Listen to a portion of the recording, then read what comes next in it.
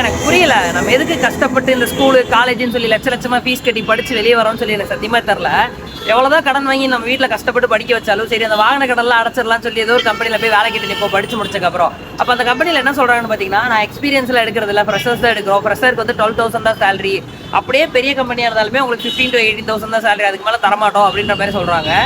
நம்ம இவ்வளவு கஷ்டப்பட்டு லட்ச லட்சமா கொட்டி படிச்சு அந்த 12,000 ரூபாய் சம்பளத்துக்கு போறதுக்கு தான் இவ்வளவு தூரம் கஷ்டப்பட்டு படிச்ச மாதிரி எனக்கு தெரியல. காலேஜ்ல எல்லாம் சொல்லுவாங்க, நீங்க ஆட் கோர்ஸ் பண்ணீங்கன்னா சீக்கிரம் வேலை கிடைச்சிரும், 35,000 40,000 ரூபாய் கட்டி HTML பைத்தான் ஜாவா இல்ல ஏஐ படிங்க, அப்பதான் உங்களுக்கு சீக்கிரம் வேலை கிடைக்கும் அப்படின்ற மாதிரி சொல்லுவாங்க. அதெல்லாம் படிச்சாலுமே நீங்க நிறைய படிச்சிருக்கீங்க, உங்களுக்கு நம்ம கம்பெனில வேகன்சி இல்ல, வேற ஏதாவது கம்பெனி பாருங்க, பெட்டர் லக் நெக்ஸ்ட் டைம் அப்படின்னு சொல்லி அனுப்பிச்சுட்றாங்க கம்பெனில. என்ன பண்ணாலுமே அந்த கம்பெனில வந்து பேசிக் சேலரி 15 to 18 தான் தராங்க, அதுக்கு மேலே யாருமே தரதில்ல. இந்த 3 வருஷம் நம்ம அதை இதுன்னு படிச்சு வேஸ்ட் பண்றதுக்கு இந்த காலேஜ் டைம்லேயே பார்ட் டைம் ஏதாவது ஒரு பிசினஸ் ஸ்டார்ட் பண்ணியிருந்தோம்னு வைங்களேன், அந்த காலேஜ் முடிகிற 3 வருஷத்துக்குள்ள அந்த பிசினஸ் நல்லா கற்றுக்குவோம், நல்லா ஓரளவுக்கு டெவலப் பண்ணியிருப்போம். அப்போ அந்த பிசினஸையே நம்ம ஃபுல் டைமாக பண்ண ஆரம்பிச்சோம்னா அதில் தான் ப்ராஃபிட் நான் நினைக்கிறேன். இவ்வளோ தூரம் படிச்சு என்ன பண்ணாலுமே இந்த 12,000 ரூபாய்க்கு மேலே எங்கேயுமே தர மாட்டாங்க. இதை பற்றி நீங்கள் என்ன நினைக்கிறீங்கன்னு சொல்லி கமெண்ட்ல சொல்லிட்டு போங்க. நெக்ஸ்ட் வீடியோவில் பார்க்கலாம். பாய் பாய்.